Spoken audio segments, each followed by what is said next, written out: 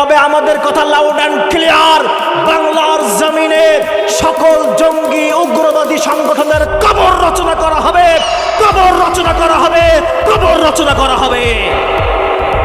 আর যারা এই উগ্রবাদী সংগঠনের ইন্ধন যোগাচ্ছেন, পার্শ্ববর্তী রাষ্ট্রকে বলবো, যদি আপনারা এই মাতৃভূমির দিকে আগ্রাসনের হাত বাড়ান, তবে আমাদের লক্ষ কোটি জনতার, তৌহিদ জনতার পক্ষ থেকে আবার যুদ্ধ হবে, আবার যুদ্ধ হবে, আবার যুদ্ধ হবে। কোরআনের জন্য, ইসলামের জন্য, ঈমানের জন্য, এই মাতৃভূমি রক্ষা করার জন্য কে কে জীবন দিতে প্রস্তুত আছে? দুহাত তুলে আল্লাহকে দেখান।